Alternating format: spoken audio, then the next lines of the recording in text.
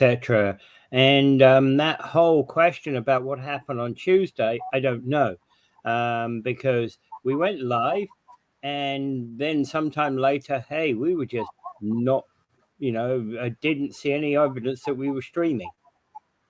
And I know anyone asked me, I just anyone asked me, yeah. And it's weird. We went live and then probably died almost instantly, because otherwise there'd be a record of it. There's nothing on Facebook. Well, all I know is if anyone asked me, I just said, ask Peter, it's his fault. That's fair. That's fair. I'm not going to comment. I'm not going to say otherwise. Hey, that's a good thing to say. Yeah, that's okay. and I don't know what it was. Hey, possibly because maybe I didn't push the button, but we don't know. Yeah, we don't know. Okay, welcome everybody to Talking Niagara on Thursday, April 25th, 2024, with me and Dave. All right. Well, the first thing wait a minute. First thing I gotta do is the warning about the massive blizzard we're going to get tomorrow. Yeah, huge. 3-4 feet of snow. 77. Well, 3-4 feet of snow. It's a belated April Fool's joke. I forgot about April Fool's on April Fool's, so I'll do it now. So the storm of 77 is coming again tomorrow. Yeah, well, this was even worse. It's the blizzard of 747. It's huge. Okay, well, good morning, Mike. Absolutely good morning. Morning, Metaphysical Mike. Morning. Is it morning? Is it not morning? Who says it's morning? That's a categorization we give. And he always throws up a comment there, which is LOL. I'm waiting. Okay, so moving on. Chiefs of the First Nation, the Nishnawbe Ashkai Nation, from Northern Ontario, and several families with loved ones who died in the city said that Thunder Bay police can no longer conduct credible investigations. Yeah, this is very, very interesting. It's a very, very interesting article because what the First Nations are accusing the police of in Thunder Bay is ignoring Indigenous issues. Yeah. Over and over again. And so that what they have is a bunch of, a handful of Indigenous people being murdered or found dead. And apparently the Thunder Bay police haven't done much about it in their investigations. Well, and worse is that the Thunder Bay police chief, whose name escapes me right this second, has been accused of criminal acts, hasn't he? Well, that was the one before this one. The one before this one was accused. And I actually dismissed from her post. I misread that. Yeah. Yeah. The leader now is a Métis fellow.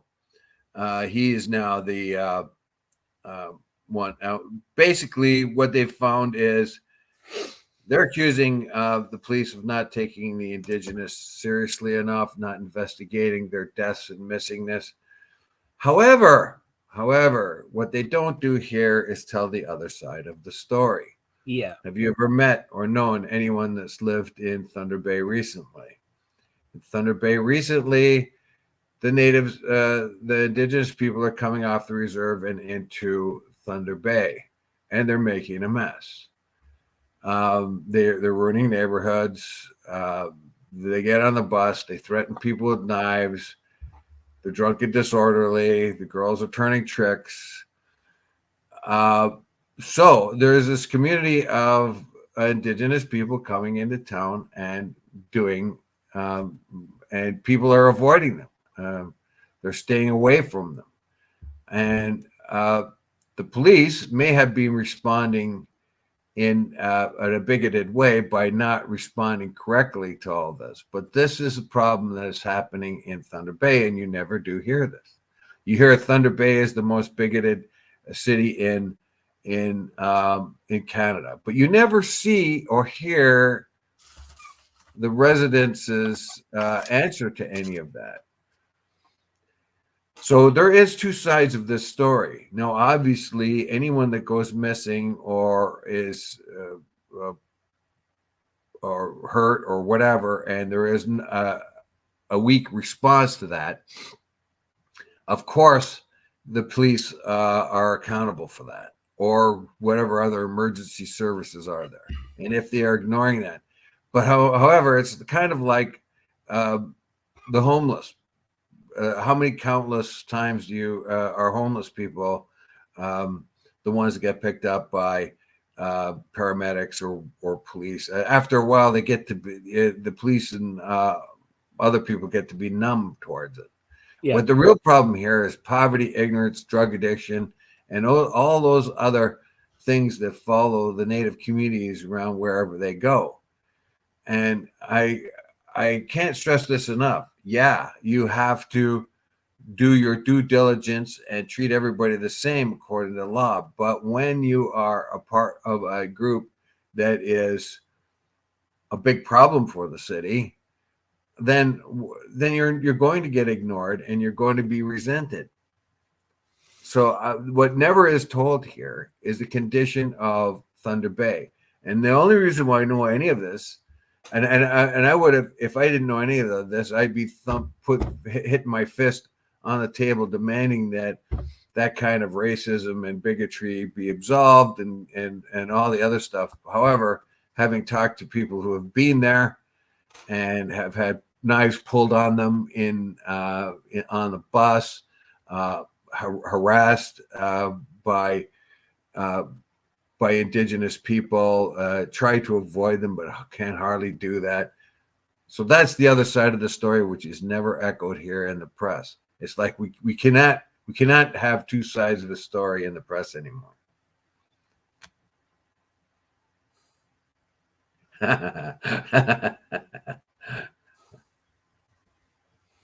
There's Mike Cushman. Yes. Yeah. Exactly. All right. Mike Cushman says it's Thunder Bay, not Thunder Bay. Thunder Bay. Tundra because it's in the tundra, I'm guessing. No, I think that's the way people up there pronounce it. Because Thunder Bay. The way they pronounce it. Yeah. Okay. Well, yeah, that would have been my other guess. You know, like who says Toronto? You say Toronto or Toronto? Well, when I first came here, yeah, it's Trana. Yeah. Are you going to Toronto? No. Yeah, well, I like my relatives in the middle of the city. I always call it Trana, but in the east you call it Toronto. So you're going to Toronto. So if somebody says, "Oh, I got relative," it says, "Where are you from?" Toronto. Where's Toronto? What's the biggest city in Canada? I thought that was Toronto. Well, yeah, that was kind of, as I said, you know. I'm coming here thinking Toronto. Yes, exactly that. Trana.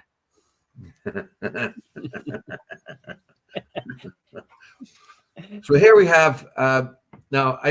I'm sure somebody's going to lay off me and say, "Oh, I'm a bigot" and all this other stuff. But the fact of the matter is, well, now maybe the police have not been. There is a historic prejudice towards Native communities up north. Definitely, there have been. I mean, they used to call him Charlie. So if a Native guy comes into town, they'd call him Charlie, or they were all Charlie, and that kind of thing. Yeah. But the fact is that there is two sides of this story. When you go up to the Thunder Bay areas, you're going to get Swedes and Finns and Ukrainians and all that. They keep their houses nice and keep their streets nice. And you get a bunch of Indigenous people making a pigsty out of it. What are you going to do? Not all Indigenous people, but the ones most latest have come in from the reserve. And why are they coming in from the reserve? And the Thunder Bay, the reserve on Thunder Bay is among the very best. It's a showcase reserve The government made sure that it was. That has nice houses, nice streets, and everything. So why are the Indigenous people leaving the reserve to come into the city? Because they bored. They don't have anything to do. They don't have any prospects in life. And you can't. So actually, isn't it the right thing that they do, that they come into the city, that they integrate with the non-native population? Well, the whole thing is that you're allowed to come off the reserve and integrate with the population, but their reverse is not welcome. So you can't go on the reservation and integrate with them. Yeah, I know. Yeah. So there's two sides of it, but I kind of agree with that. You got to have a place where they can preserve the culture as best they can, having been really taken out of the picture in the 1800s in a big way, and cast adrift basically and stuffed on reserves. However, when a group of people come off the reserve and make nothing but trouble, they don't have jobs, they don't have anything, any prospects in life. So drunk, alcoholism, prostitution, and all these things rise to the top. Now, of course, not all natives act that way, but a huge number of them do. Indigenous people do. And that is the other side of the story that the Globe and Mail or the CBC or the CTV are very unwilling to speak about. And then and the reason why I mention is you're never going to solve this problem unless you get to the core of it. It's poverty and ignorance. And until you solve that, you're never going to solve this. Well, of course, somebody's going to be bigoted against somebody. Anytime they see an Indigenous people coming down drunk, are they going to pull a knife on me, which happened to a person I know, right? Or be harassed in a bus. You sit down on a bus and be harassed endlessly by somebody who's drunk and loud. And of course, the person I'm talking to had no prejudice, still doesn't. But anytime they saw an Indigenous person anywhere, they would avoid them. Yeah. And I understand why that might well happen, and and how that sort of thing is a problem in a place like Thunder Bay, and especially since there's probably up in Northern Ontario, there's probably a larger number of Indigenous as a percentage of the population than there is in Southern Ontario. Well, yeah, they got a big reserve there, and my mother lived in a little town called Nepegon, right at the top of Lake Superior, and they would have, as a little girl, she remembers there was always the natives and they hang around the train station for some reason, and she said, and they spoke in their native language back in those days, so they were Cree, and they would speak Cree. And that's something you don't hear as much these days, that more of the natives are speaking English more than anything else. English or French. Yeah, it's very hard for them to hold on to their language. Yeah. But that's another good reason why they have reserves. It can probably keep it alive better on a reserve than if they lived in the city. Yeah, but again, they got influences like television, which of course there's no TV in Cree, I guess. Nowadays, you might be able to get Cree services through CBC. That's the one thing the CBC can do, is give, I don't know on TV, but certainly on radio, you can give services in Cree or the other. I don't know. On the radio is different because that actually is relatively low cost, but translating an hour long, a 44-minute show, which you watch for an hour, into another language is always an expensive job. Yes, that would be. However, that aside, the Native community is having a very, very difficult time, and we find that we have a whole lot of disdain for the Native community out west too, where they are much more of a presence. In Winnipeg, who's turning tricks? Who's the one that are drunk or or refuse with drugs on Again, the streets. again, Who's doing the petty crime? let's be clear. Whilst that is true, and you can read articles about that, then you've also got the allegations in here about discrimination against Indigenous people is also fairly true. Yes, It's well, also true, right? you don't really have the police spokesman there. You don't have any right now. The police chief of Thunder Bay is a Métis person, and he is saying he's making inroads into the communities, and things are getting much better. But I don't think things are going to get a whole lot better because of poverty and ignorance. Yeah. So you have a group of people who have been shoved on a reserve and given no direction and have nothing to live for a lot of times, at least that's in their own words. And then you come into the city and there still is no jobs and no future for you. So you begin to live in squalor. Your women start to turn tricks because they need money for drugs. You need money for drugs, and you behave miserably. And we definitely have in this country a problem with how we that's the wrong word, how we and interactions with our First Nation friends. We have a definite problem with it, right? Because I've met many First Nation people since coming to Canada, and the ones that I've always met have been in our normal society. They live in the cities that everybody else lives in. They don't live on the reservation. Look, I work with the Six Nations guys all the time. The ironworkers and millwrights that come out of Six Nations. Nothing wrong with those guys at all. Perfectly all right. I'm sure there isn't. Absolutely not. They go, they get a job, they do this, they do that. I mean, some of the guys might come off the reservation and steal trucks because, well, that's so what, I mean, that happens everywhere. Look at all the car thefts going on now everywhere. So the fact of the matter is, and they sell cigarettes cheap there too. So what? But the guys I know off the reserve came to work every day. They came to work on time. They did their job. They did it well.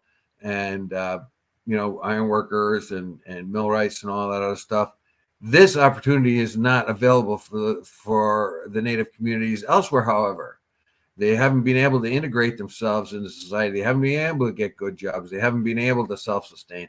They are on the government teat. In other words, day after day after day, they get their money from the government. They got nothing to do. They got no direction. They got aspirations are zero. Those are the words of them themselves.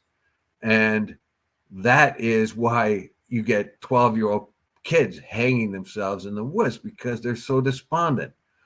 Those are the real problems. And if you tried to say that it's that Thunder Bay is a bunch of bigots, and there may be lots of them there, but the problem rests, at least half the problem rests with the community itself, which cannot get out of that cycle of alcoholism, drug abuse, and just pure ignorance.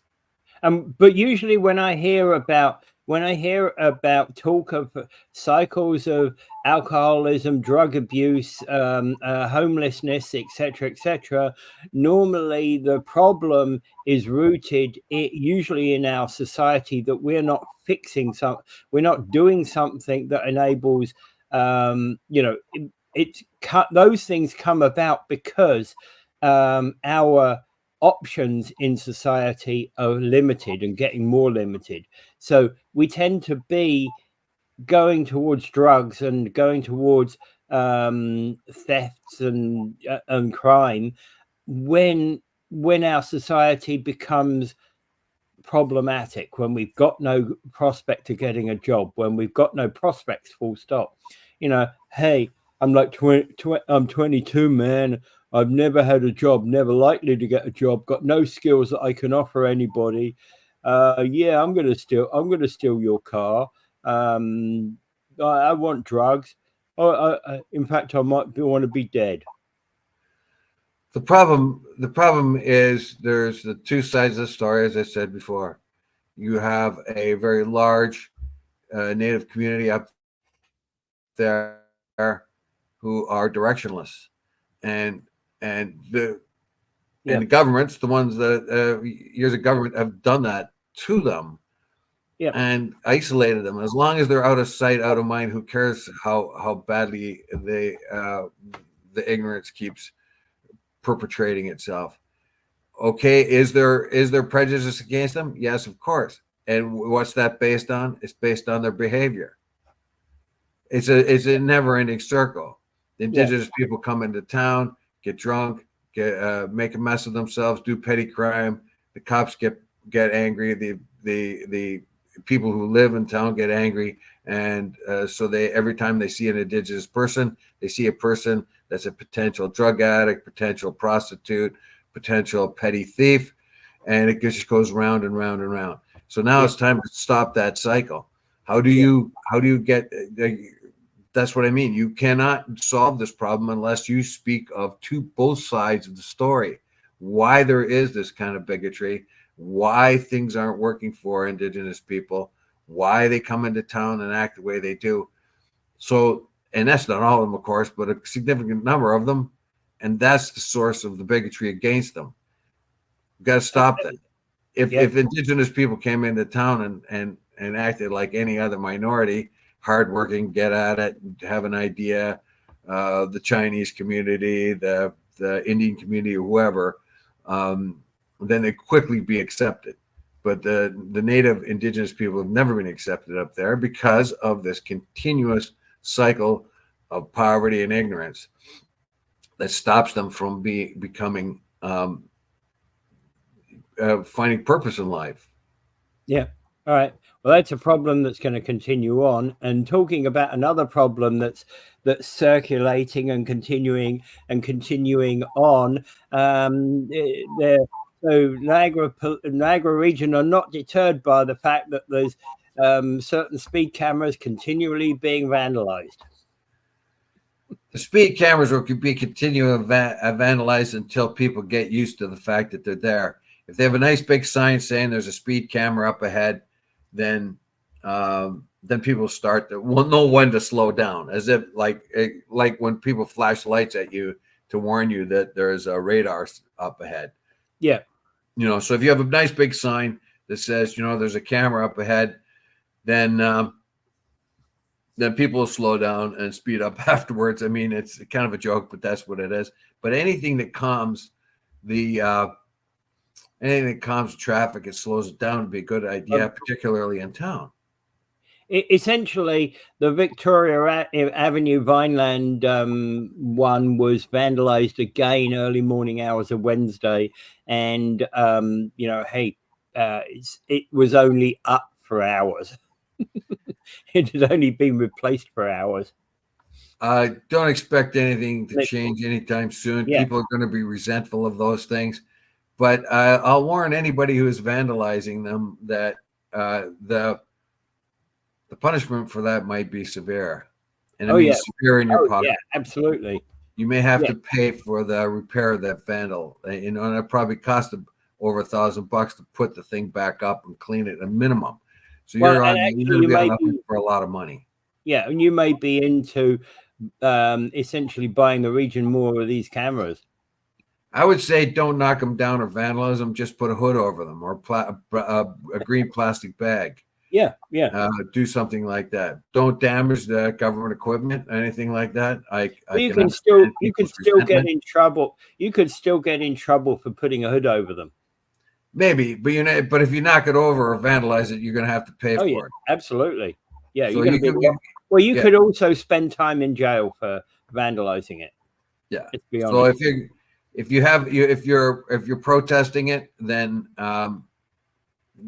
just put a green paper plastic bag around it, tape it on, and keep doing that. If you have that need to protest. Yeah. Otherwise, just go the speed limit and you'll be fine. Yeah. Well, absolutely. Yeah. And You know, of course, that's what. Yeah, that's Now, do you think exactly this what I is was going to say. This is exactly what Laurie Parliament was saying. Just go the speed limit, right?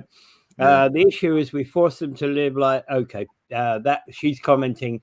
She just commented about what we're talking about with Thunder Bay. We force them to live like white people, and tried to remove their culture, wiped out most of their population, and they said, and then said, "Oops, sorry." Yeah, Yeah, really. that is part of the problem. Yeah, that's part. Yeah, of the exactly. Exactly. But we were very ignorant back then when we did that. We were extremely ignorant. Well, how are we going to fix this? Okay, we're gonna we'll big hunk of land and we'll put them all there.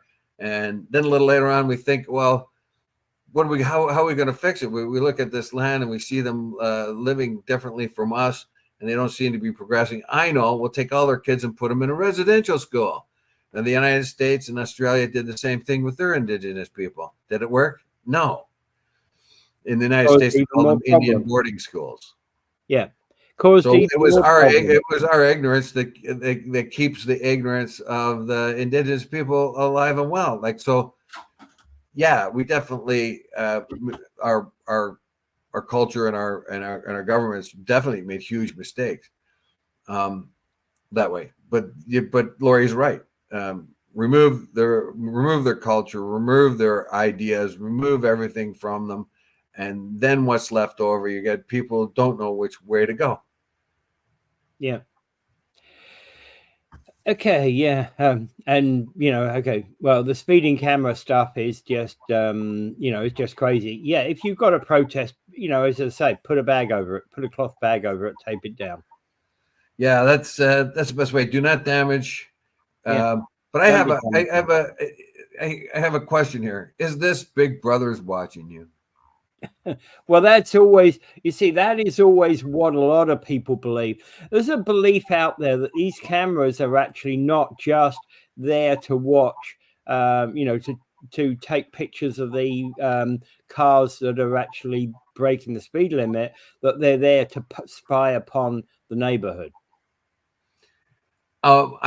I don't think that at all. I just think Yeah, it's just it's another absolutely. electronic set of eyes on the world, and will it expand from there? If you went back 30 or 40 years and you talked about putting cameras up on the street poles and other things to view the streets to make sure they're safe, you would get a lot of resistance from people saying you got no business watching us and doing that. That's Big Brother watching us. Yeah. However, when you start to have security problems like terrorists, like in when these protests were going on here, when they were thinking about putting up cameras here and there and everywhere, we got the protests like, we don't want anybody to keep watching us like that. But meantime, in Britain, they already had them up because of the IRA terrorist actions.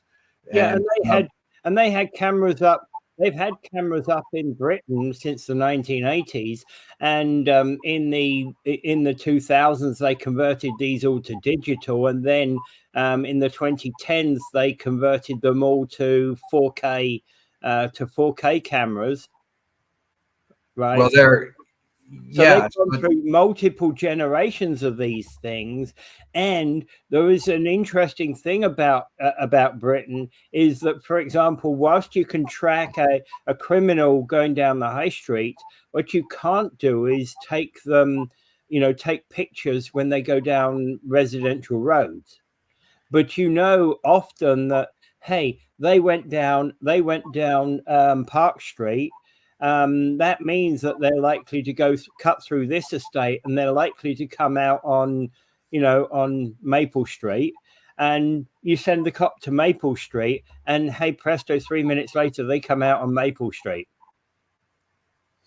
well, the main thing, the reason why the Brits put up the cameras in the first place is try to deter terrorism. It was because of those dreadful bombs that were being set off in London. They were basically saying, well, we know that certain people must have come here to set the bombs, put the bombs in place. Many of those bombs were actually going in waste bins. At least the one at Liverpool Street did, was a waste bin, and they were basically tracking who was doing it. So they were putting the cameras up to wind back to arrest the culprits. Well, this is my point. Is we had a resistance to having cameras up for security and stuff like that because it was intrusion into our privacies. However, security concerns make intrusions into our privacy easier to accept.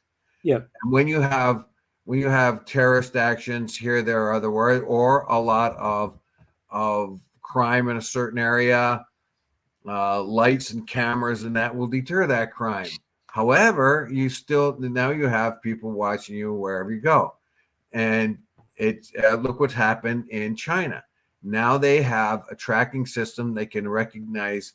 They're trying to recognize every person in China. In other words, any camera anywhere will be able to track you. And if you jaywalk across the street, you'll get a point against you because they have the social credit system.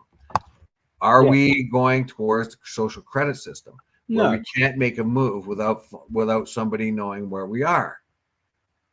No, we're not going in that direction. And in fact, actually, one of the and was talking to somebody, a trader in St. Catharines, and one of the stores in that area in downtown St. Catharines had been robbed multiple times, and it was generally most of the traders there were saying, well, why don't we have cameras? Why don't we have CCTV cameras?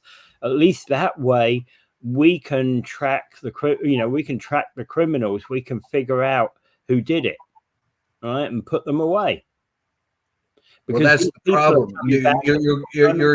You're going towards a police state where cameras are everywhere, like in China, where they can look at you with a camera and by face recognition know who you are. They know your gait. They know your face recognition. So there's Dave Wheeler. He was in a hurry and he just jaywalked across the street.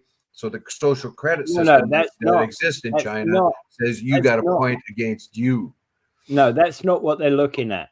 It's not what they're looking at. No, but I'm saying, will it grow into that? Yeah.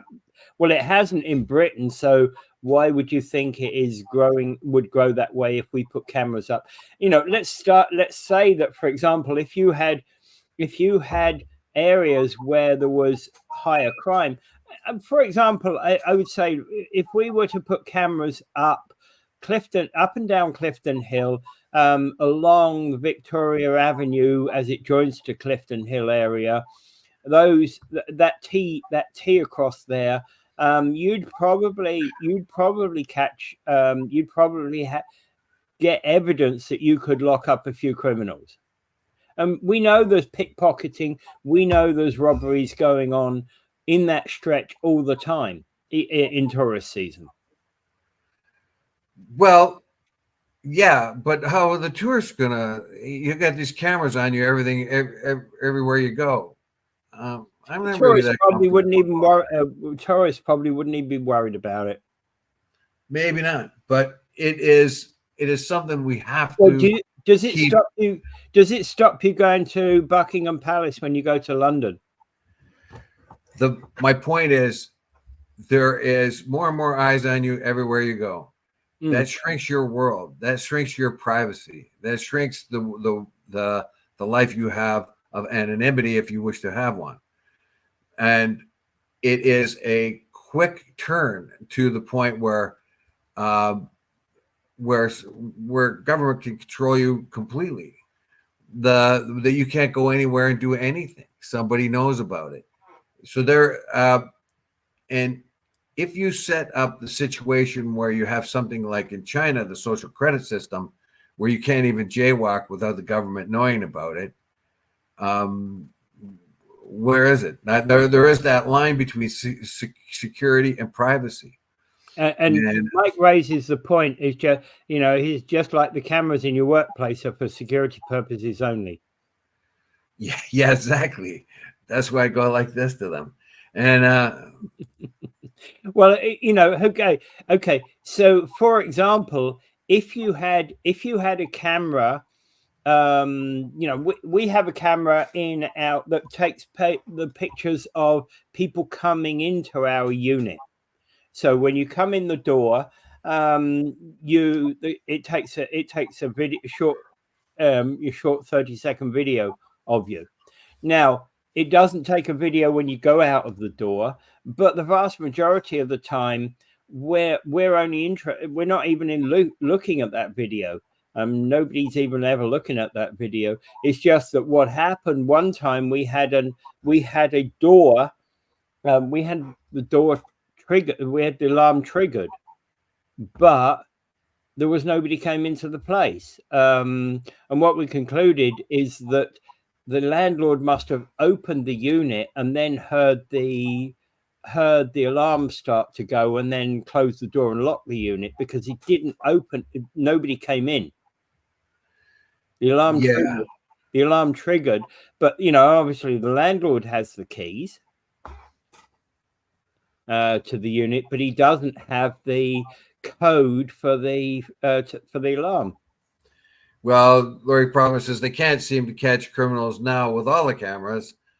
So Noon is really paying attention. So no one is really paying attention. The fact is, yeah, as soon as they catch a criminal, they have to release him anyway. That's something. Be a gun dealer who's not even a Canadian in Toronto, who's from Jamaica, and you'll go on bail 3 times. You skip bail 3 times after peddling guns, one of the worst crimes ever.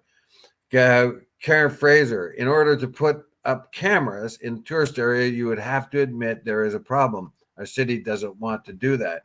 I have a feeling there's probably cameras up there among the private companies that are there already. Many of the private companies do have cameras. Yes, they do. Right. Absolutely, they do. Okay. So when we touched on another issue there that we want to move on to, let's move on to that one. Canada Post is refusing to collect the firearms that were banned by the federal government in 2020, complicating Ottawa's plans for the buyback program to remove 144,000 arms from private hands. Yes. And actually, I would say their logic is, hey, when you buy a gun and it's delivered through the mail, Canada Post deliver it for you. So why can't Canada Post collect your firearms, because they already deal with firearms? It's apples and oranges. It's apples and oranges. Yeah, exactly. That's not logical. In my mind, okay, so New Zealand, I believe, went through a similar buyback program in a while back, probably about 5 years ago. And to my knowledge, it was the police that were involved in collecting the arms, right?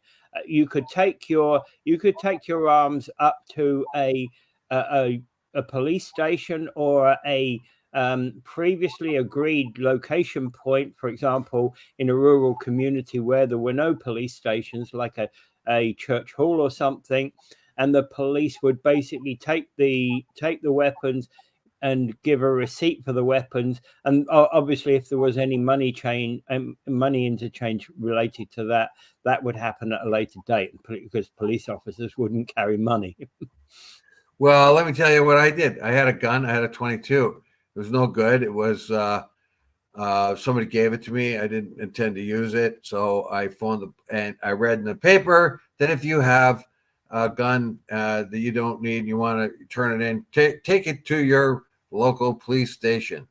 So I phoned the local police station, said I had a 22 and I want to get rid of it. The cop on the other line was obnoxious. He was an idiot, trying to accuse me of trying to get rid of a gun that I might have used in a crime. And then I just then they said to me, okay, well, then I got another guy later, and he said, well, we'll send an officer over to pick it up. And then I says, okay, good. And then I got a phone call. Then nobody showed up. Nobody showed up at all. And then I phoned. I says, I thought you were going to send an officer over to pick this up sometime today. And it was like, can you bring it down yourself to the police station? I says, yeah, okay, because it wasn't very far from the police station. So I wrapped that up in a plastic bag, and it obviously looked like a gun.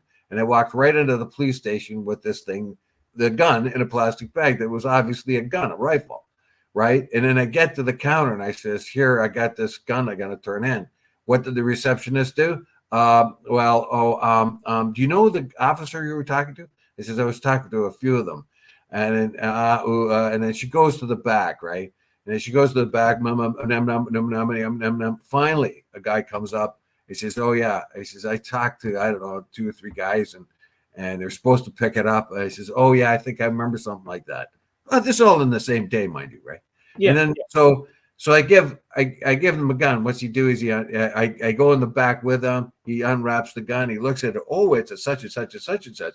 Really look, and he's looking at it like this. I had the feeling the guy was going to keep it because all it was plugged, and he could fix it real easy. And I thought, Jesus. I mean, I'm trying to get rid of a gun that's been hanging around, and I don't want it to get in the wrong hands, right? There's lots of kids around here. So, and I didn't have a gun cabinet at the time. Just wanted to get rid of it. And that's what I had to do. After reading in the paper, if you have, or on the radio or whatever, if you have a gun that you're not using or you don't want, take it to the police station. They'll be gladly take it off your hands. And that's the BS I had to go to get rid of it. Yeah, and the thing about it could have been used in a crime. Granted, it could have been used in a crime, but hey, they take the gun off you. They've got your address. They know who you are. They've got your address. They've got your ID, etc., etc. So if it was used in a crime, you're going to get a knock on the door in 3 days' time, right? I'm responding to their own ad. Yeah. Contact them, and we'll take that gun from you if you don't want it, right? Yeah. If you don't. So I did what they asked, and they didn't know what to do. Yeah, that is, and that's problematic. And how can we put into play? You know, I think absolutely the post office is the wrong place to be returning arms to. All right, it needs to be somebody who's security trained. Posties are not security trained. Look, somebody who's security trained, and in reality, that has to be a police officer. It doesn't necessarily have to be a police officer, but it has to be somebody who you're going to get a lot of people coming in there with irate. So you're asking the post office to collect guns from people who might go postal. Yeah. You know what I mean? They resent the fact that they have to give up their arms, and they are going to be a certain number of them are going to be belligerent, angry. Some of them may even show up and start shooting the place up because of a means of protest. Who knows? Yeah. So the government, and its infinite diswisdom, say, oh, you know what we're going to do? We're going to dump this on the post office. I'm sure the post office workers just really enjoy that. I mean, when they take a firearm and give it to somebody who wants it, if they deliver the firearm, that person wants it and is happy to get that firearm. And you don't necessarily. The other reverse is somebody is unhappy about giving their firearm away and are mad at the government, and the post office is a representative of the government. Yeah. And the post office is, you see, when you're delivering a firearm, you wouldn't necessarily know that it was a firearm. Yes, you do. Would you? Absolutely. You mean that it is marked as a firearm? Oh, yes. Okay. All right. No, I didn't know that. I've never received, never. Well, think about it. You're going to give the wrong package to somebody, right? That has to be completely marked. It's a potentially. You mean it has to be delivered to Dave Wheeler and not Mary Wheeler, who's living with Dave. Yes, because Mary will blow out Dave's head off. Okay. Well, fair enough. And I hadn't thought it through that way, but you're absolutely right with that. Yeah. But again, why would it's absolutely the wrong thing hey Dave, I just delivered you a gun. Now I want it back. No. Yeah. So the post office is a representative of the government. It's a federal branch of the government. So when people are angry at the government and you're in a government employee and I'm coming back with a gun that I want and you're telling me I got to give it up, I don't know. You have to have a special place for it. I would say in a big barn out in the country someplace, a handful of cops, that's where you take it, or somewhere convenient.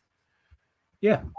I don't know exactly. why they're going to give everybody a box to put the gun in. So why don't they put the postal on it and let them take it? I don't know. I suppose once they're wrapped up. I'm not so sure. I'm not so sure how they do it. They should have a collection point. That's all. Well, there should be a collection point. That's the only way I can see that it's got to be done. And as you said, multiple officers are on duty at that collection point. I got a question. Do I need? I've got the Sherman tank. Is it just the cannon they want, or the whole tank?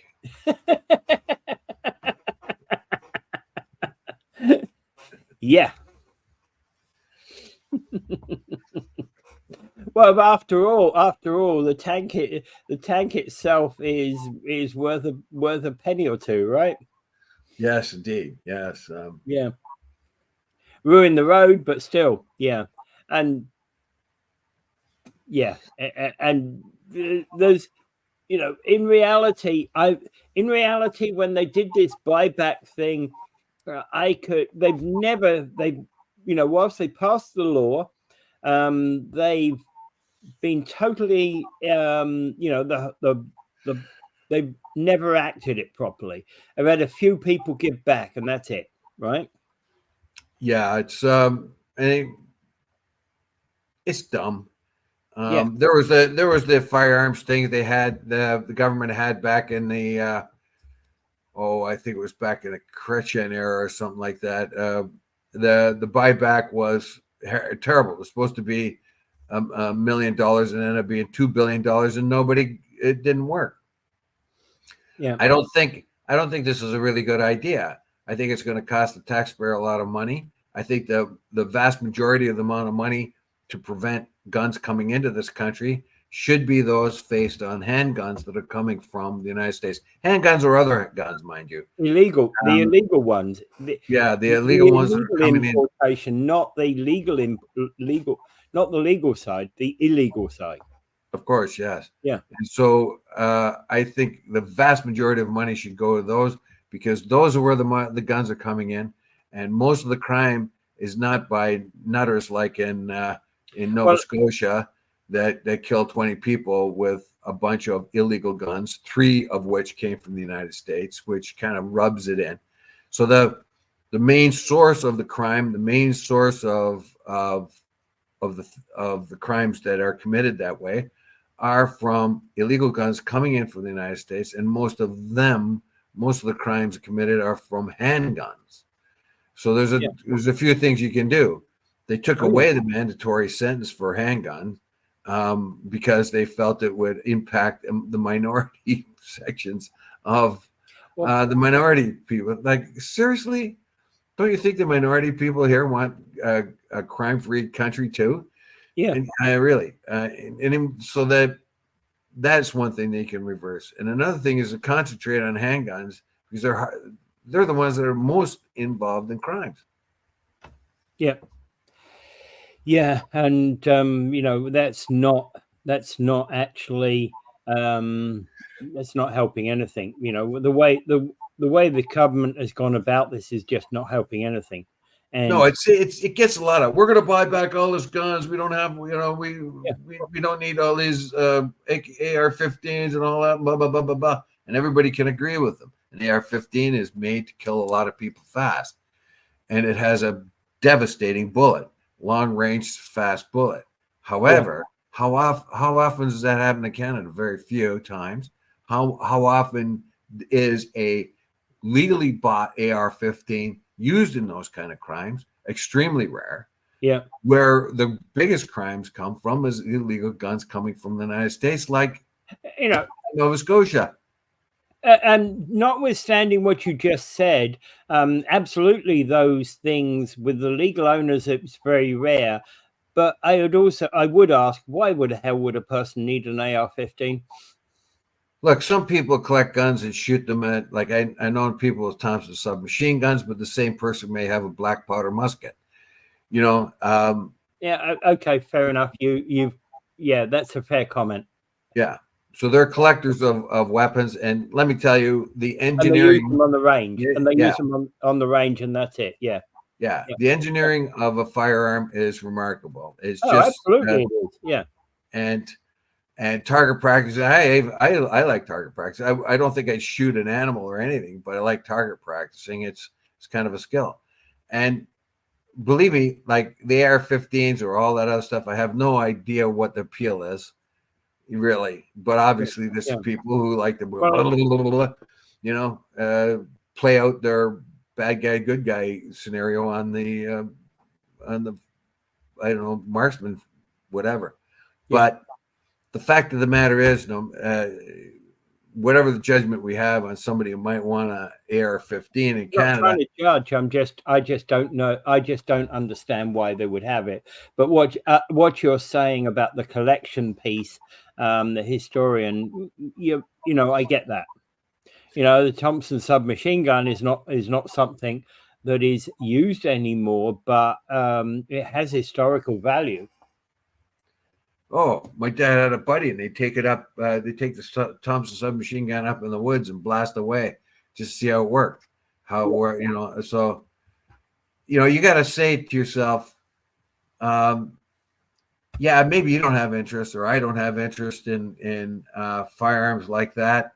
Somebody does. I mean, other people have interest in stamps, whatever. Yeah. Oh yeah, I know. But the fact of the matter is, where are the guns coming for these crimes? And when you want to go around and buy up 144,000 firearms from private hands, and then you look at seeing how many of those guns are actually used in crime, you'll find one or two of them get stolen and used in crime, but almost never the person who owns them. Yeah. What you do find is illegal guns coming into into Canada, and those are the ones that are used in crime. Yeah. So where do you want to put the bulk of your resources on the board? Exactly what I was saying about your handback situation. You're handing back a firearm to the police. Of course, the first thing they could do is go and check it to see, check the ballistics on it to see whether it's been used in a crime. And if it had been used in a crime, say it was used in a crime 10 years ago before you had it, well, again, you can show your history of having it. Another factor I like to say here is to redirect the resources on illegal handguns in cities and on the borders, and making making deterrence for that in law will keep some of those firearms off the street. And I'm talking about protecting police here. There are too many handguns out there. And if you take the deterrent away, which the federal government has done, is taking the automatic sentencing for a handgun away, that takes away a deterrent. So there's going to be one more or two more guns out there that might turn on a police officer.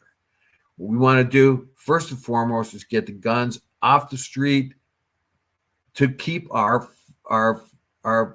police safe as we can. They're never going to be totally safe, but if you start turning your back and taking away deterrents for handguns, I mean, I'm sure the police are really, really happy about that, aren't they? Really happy. Yeah. Oh, great. So nobody has to worry about walking around with a firearm because there is no deterrent for it. Yeah. Okay. Bob Gale is rejoining the Niagara Parks Commission. Now he's the chair. Hey, well done, Bob. Yeah, I know a lot of people don't like Bob Gale because, well, like he's like short on diplomacy. But look what he did. He saved millions of dollars. He saved the Ontario people millions of dollars the last time he was in the Niagara Parks Commission, wasn't he? Right, millions and millions of dollars. I think he's around tune of $300 million, wasn't it? You're probably right. Yeah, because the thing was a corrupt organization, and he pointed it out. That's one of the reasons why we have Hornblower instead of Maid of the Mist down there. So he's also asked poignant questions about waste here and there and everywhere. He's a businessman. He was a cop first, and then he took over his dad's business, and now he's out of that his dad's business. His daughter runs it. Yeah. So here and in the meantime, all along the way, he's you probably only know a fraction of the amount of money he's given away. There are some philanthropists in town, and he was one of the major ones. And I can tell you from people I've talked to throughout the time, you do not know, you have no idea how much money he's just cut a check to somebody here there. He just did that kind of thing. And of course, he put up $1 million for the Gale Center, which carries his name. I think it's a very good idea that you have a guy that's being a businessman and a cop on the board of Niagara Parks. Don't you?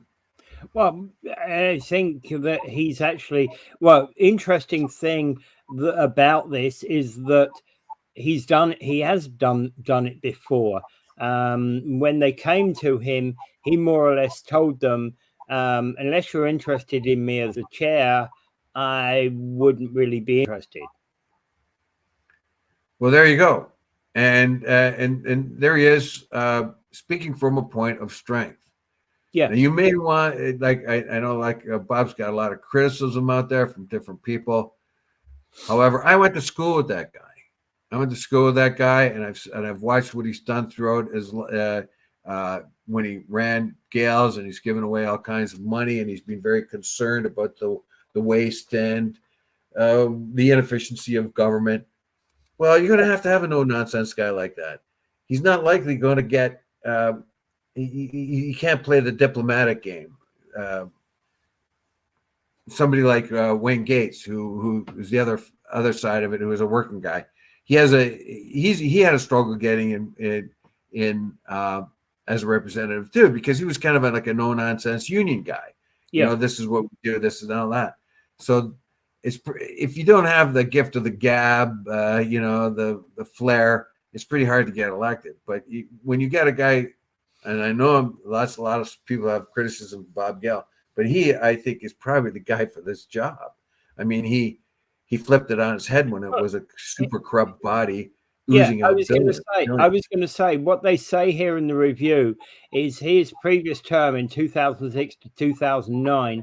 He described as the toughest time of his life, but he's credited during that time of breaking up the old boys club on the NPC and saving a lot of money. Right. Yes. And that's an important step. And I think that's actually one of the reasons why probably we should be grateful to Bob Gale for that kind of work, because he's a no-nonsense guy in that respect. And I think that's why a lot of people in this city like him. Well, that's why he does get voted in. If he wasn't the person he was, if he just showed up as Bob Gale, and nobody knew who he was, and the altruism which he has open-handed, his generosity he's had in the years, he may not be electable because of his terse and direct manner. People tend not to like that. I particularly like it. I think that we should have more of it.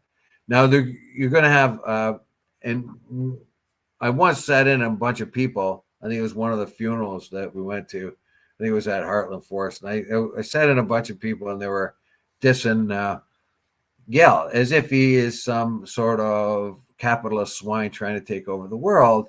and trying to feather his own nest anywhere he can. I think that's got out of hand. I don't see that as out of Bob at all. I see him as a practical person. When he stood up in regional council and said no, I think people paid attention because he had thought through the problem.